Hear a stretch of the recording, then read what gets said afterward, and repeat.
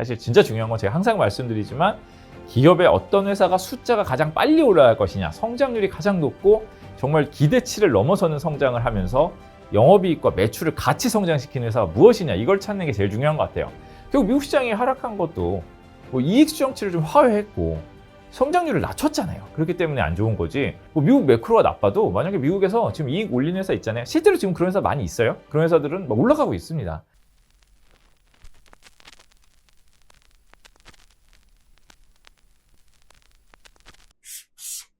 예, 안녕하십니까. 주식일타 김기훈입니다. 이번 주 주간 공부기업 시간입니다. 저희가 계속해서 주간으로 저희가 어떤 공부기업을 갖고 있나, 그리고 거기에 대해서 어떤 뉴스와 새로운 실적이라든가 이벤트를 계속 분석해보고 앞으로는 또 어떤 회사들을 또 공부해볼 수 있을까, 또 재밌는 기업이 막 계속 나타나잖아요.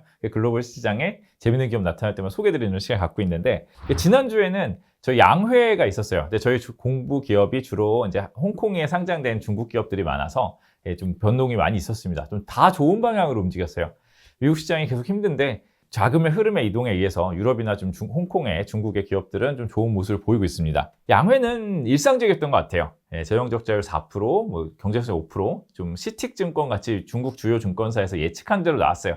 막 특별한 서프라이즈는 없습니다. 하지만 서프라이즈가 있다면 예상한 대로지만 어느 정도 그 중국의 테크에 대한 투자, 그리고 중국의 민간 기업들이 계속 이 원대한 테크에 대한 비전을 발표하면서 그런 테크 기업에 대한 집중도, 이런 게 좀 놀라웠던 것 같아요. 왜냐면은 당연하게 볼 수 있지만 예전에 양회 그러면은 뭐 인프라 투자나 뭐 소비나 뭐 다른 걸 주로 이렇게 공부했거든요. 왜냐면은 뭐 어디를 부양할 것인가 이거였는데, 그러니까 지금은 R&D에 많이 투자하는 시대다, 이렇게 볼 수 있습니다. 저희 공부 기업 중에 좀 일단 먼저 뭐 알리바바라든가 좀 계속 보셨던 분들은 몇 개 기억이 나실 거예요. 그중에 일단 알리바바가 일단 8% 정도 좀 오르면서 지금 좋은 모습을 보였어요. 알리바바가 두 가지 정도 뉴스가 있었는데, 오픈소스 이름이 좀 어렵습니다. QWQ32B를 또 공개했어요. 계속 공개가 나옵니다. 뭐 중국에서 모델들이 막 계속 나와요. 딥시크만 있는 게 아니라 저 알리바바도 계속 공개하고 있고요. 그 다음에 뭐 마누스라든가 이런 모델들이 계속 나오고 있어요. 뭐 이 중에 뭐 일환이다 정도로 보시면 되는데, 뭐 추론 모델이고요. 5원 미니를 능가했다. 그리고 뭐 투자비는 훨씬 적다 등등 뭐 계속해서 이렇게 자랑을 하고 있습니다. 그러면서 알리바바도 특히 마누스가 나오면서, 마누스는 AI 에이전트예요. 그러니까 에이전트 아시죠? 지금 AI를 활용하는 쪽에서 직접 AI 비서 같은 역할을 해주는 그냥 단순한 LLM이 아닌 그런 모델이 나왔는데, 이것도 뭐 여기서 또 뭐 딥시크에서 나온 모델보다 좋다. 딥시크에서는 이제 딥 리서치 있잖아요. 그거보다 좋다 뭐 이렇게 나오면서 마누스와 이제 QWQ32B가 비슷한 시기에 나왔거든요. 그래서 중국에서 약간 AI에 대한 열풍을 또 한번 불러일으켰습니다. 그래서 알리바바가 좋은 모습을 보였고, 알리바바가 좋다면 이제 SMIC가 좋겠죠. 왜냐? 미국의 빅테크에 투자라면은 이제 그 알리바바고, 중국에서는 이제 그런 TSMC나 엔비디아에 해당하는 곳이 뭐 화웨이나 SMIC잖아요. SMIC 파운드리가 또 좋은 모습을 보이면서 뭐 한 7% 정도 좋은 움직임을 보였어요. 그 다음에 저희가 계속 소개드리고 있는 샤오미도 회장 이제 레이진 CEO가 지금 중국 1위 부자에 올라서 지금 엄청 주목을 받고 있잖아요. 화웨이 잘 되고 있는데, 저희 전기차 대표 모델이 대기 시간이 길어진다고 그래요. 저희 테슬라가 좀 아쉽지만 대기 시간이 뭐 줄어들기도 하고 막 이러면서 우려를 사고 있는데, 비해서 대기 시간이 길어진다, 막 주문이 엄청 많다, 막 이런 말이 나오면서 뭐 샤오미는 뭐 계속해서 좋은 모습을 보이고 있어요. 계속 중국에서 휴머노이드 로봇 이런 쪽도 큰 모멘텀이 되고 있는데, 뭐 샤오미가 아무래도 뭐 가전, 피지컬한 것도 하고 AI도 하면서 휴머노이드 로봇으로 갈 수 있는 그림이 있다, 이러면서 이제 계속 주목을 받고 있습니다. 결국 중국의 핵심이 AI, 자율주행, 뭐 휴머노이드 로봇 이쪽이죠. 근데 이쪽에서 휴머노이드 로봇 쪽에서는 저희가 이게 여러 회사가 있고 비상장도 있고 막 과창판도 엄청 많은데 저희가 투자할 수 있는 게 거의 없다. 그래서 홍콩 쪽에서 단순하게 투자할 수 있는 쪽은 유비테크가 있다고 말씀드렸는데, 그 유비테크라는 회사가 이번 주에만 좋은 쪽으로 15% 정도 움직이면서 괜찮은 모습을 보였어요. 그러면서 이제 휴머노이드 로봇이 계속해서 중국의 핵심 테마구나. ETF도 있다고 말씀드렸잖아요. 중국의 본토 주식들에 투자하는 휴머노이드 ETF도 있는데, 이런 쪽들이 계속 주목을 받고 있어요. 그리고 좀 특별한 점은 저희가 저번 주 주간 공부 기업으로 제가 공부하고 있는 K홀딩스라고 말씀드렸잖아요. 이게 좀 잘 안 외워질 거예요. 저도 말 익숙한 이름은 아니에요. 그러니까 메이커라고 그러는데 부동산 플랫폼이에요. 부동산 플랫폼인데 부동산이 막 좋나요? 그렇게 좋진 않죠. 하지만 거래량이 반등하고 있어요. 원래 부동산 할 때 그러잖아요. 가격부터 오르지 않는다. 거래가 막 일어난 다음에 나중에 가격이 이렇게 올라간다, 뭐 이런 설도 있는데, 지금 거래량은 1선 도시 중심으로 먼저 돌았고 2선 도시에서 돌았고 이제 뭐 삼성까지 다 도냐 막 이런 수준이에요. 그래서 거래량은 좀 많이 늘었어요.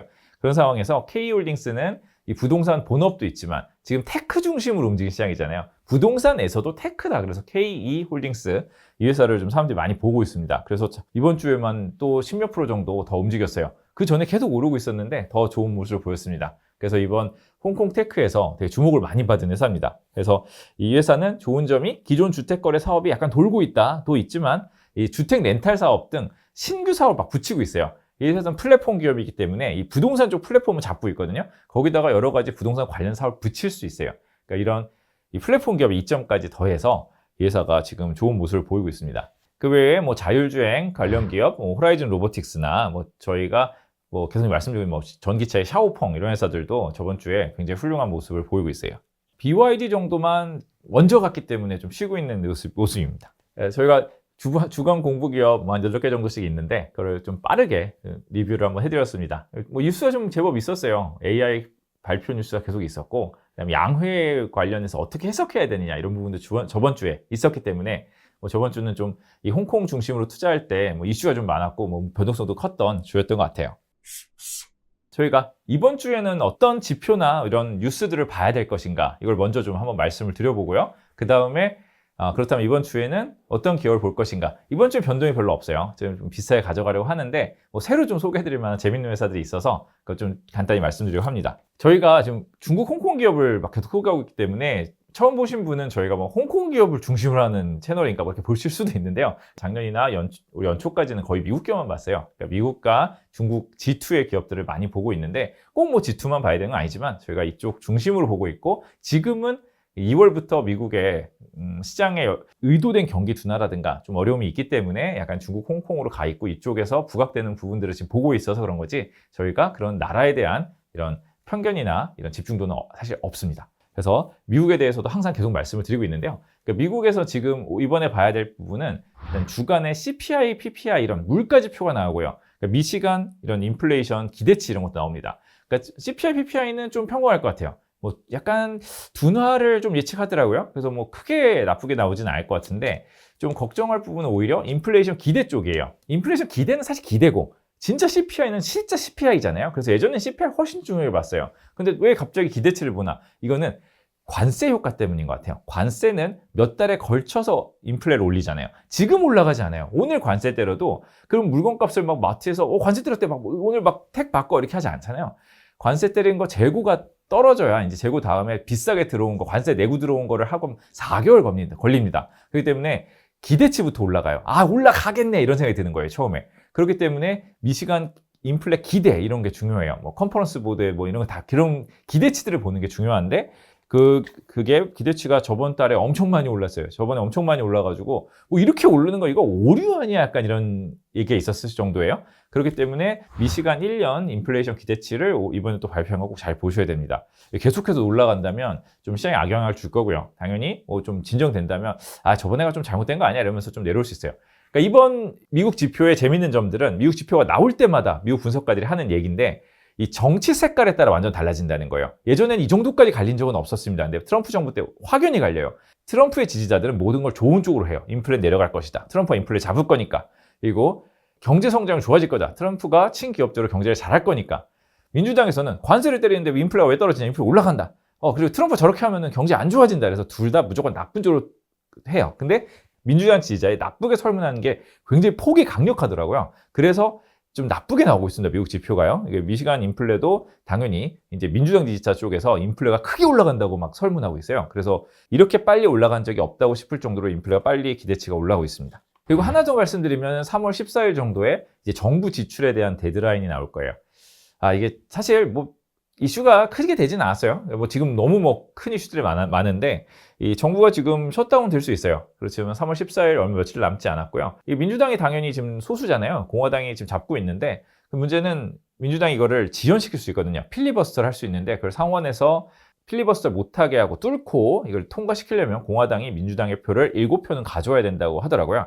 그렇기 때문에 약간 이 과정이 좀 걸릴 수도 있다는 게 좀 지금의 위험이에요. 왜냐하면 장이 좋지 않은 상황이라서 뭐 작은 이슈에도 반응할 수 있기 때문에 좀 걱정이 있을 수 있고요. 저희가 셧다운 많이 경험해봤잖아요. 미국 시장 많이 하면서 보통 맨날 옵니다. 맨날 재정을 극한으로 쓰고 있는 나라이기 때문에 언제든지 정부 지출이 맨날 상한선을 쳐요. 그래서 셧다운 했다가 풀었다 합니다. 처음에는 되게 걱정을 해요. 2011년인가 옛날에 막 걱정도 했었는데 지금은 뭐 별로 다들 단기다 이건 알지만 하지만 그 단기에도 꼭 한 번씩 이렇게 변동성을 크게 키웠다 가는 적이 있어서 한번 봐야 될 이슈입니다. 월요일이나 그 주말에 다음 주에 무슨 일이 있을까 이렇게 생각해 보는 거 좋은 것 같아요. 그러면은 좀 대비를 할 수 있고, 만약에 뭐 주식을 뭐 어차피 그냥 가져갈 거면 상관없지만 뭐 이렇게 제가 포트를 바꿔보겠다 아니면 뭐 팔아보겠다 했을 때 뭐 이런 스케줄이 있으면 이러면 시장이 이럴까 한번 생각 정도 해보는 거죠. 사실 잘 맞지도 않고 이것에 대해서 뭐 이렇게 중요하게 길게 봐서 엄청 중요한 게 아닐 수도 있어요. 사실 진짜 중요한 건 제가 항상 말씀드리지만 기업의 어떤 회사가 숫자가 가장 빨리 올라갈 것이냐, 성장률이 가장 높고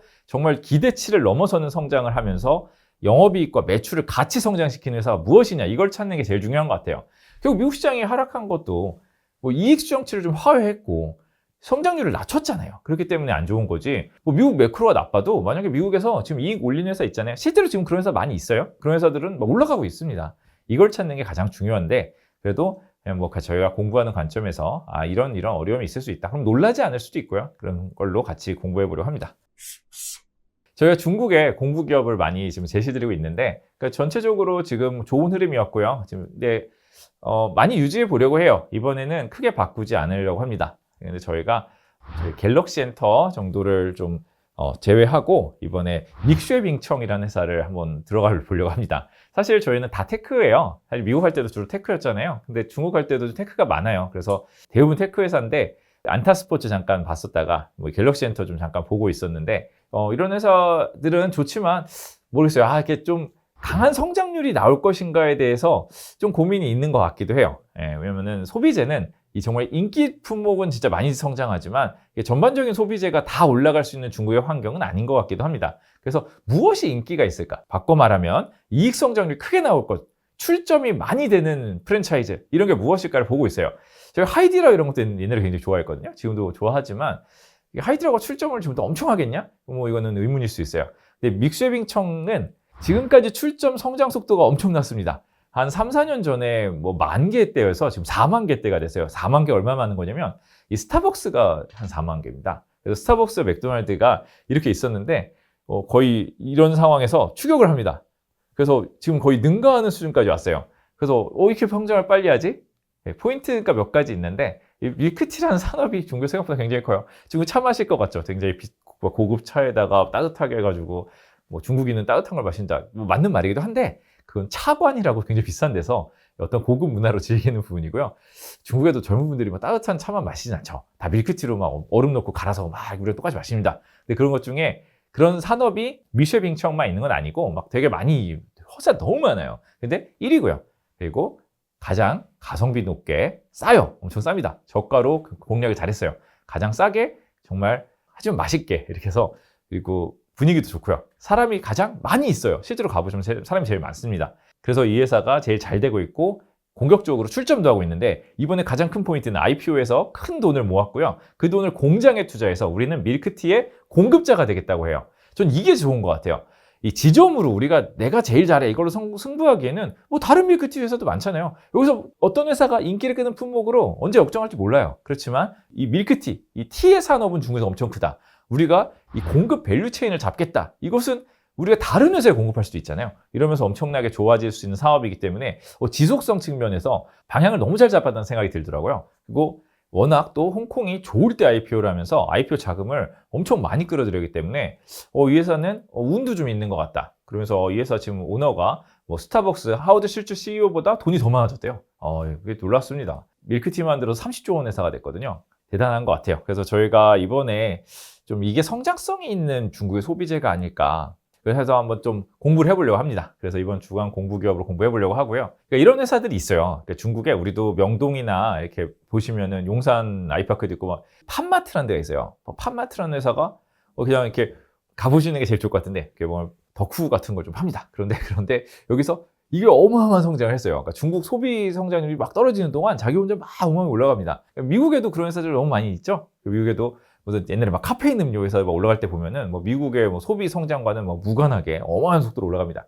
그러니까 소비재에서 정말 인기를 끌고 가장 좋은 회사는 한번 공부를 해볼 필요가 있어요. 근데 이번에는 이 회사가 좀 재밌는 것 같아서 같이 공부해 볼 회사로 좀 소개드리려고 합니다. 그리고 나머지 중국의 테크 기업들은 지금까지 좀 많은 상승을 했기 때문에 미국 시장이 떨어지면서 상승했기 때문에 좀 부담이 있을 거예요. 그래서 이번 주에 많이 흔들릴 수 있다고 생각합니다. 그래서 저도 이것을 고점에서 막 추격한다 이런 관점보다는 이 회사들을 사실 공부가 많이 안 돼 있잖아요. 중국이나 홍콩의 테크 기업들 좀 공부할 기회를 가져가고 또 주가가 많이 좀 하락하거나 뭐 기회를 주거나 할 때는 좀 기회를 잡아볼 수도 있는 그런 것 같아요. 그렇기 때문에 지금 많이 주가가 올랐음에 불구하고 계속 공부 기업으로 지금 저희가 보고 있는 테크 기업 7개는 더 가져가는 걸로 해보도록 하겠습니다. 오늘 저희 매주 소개드리고 있는 주간 공부 기업 시간에 전에 많이 있었던 이슈도 점검해보고 앞으로 어떤 일이 있을 것인가, 앞으로 어떤 걸 더 공부해볼까도 말씀드렸습니다.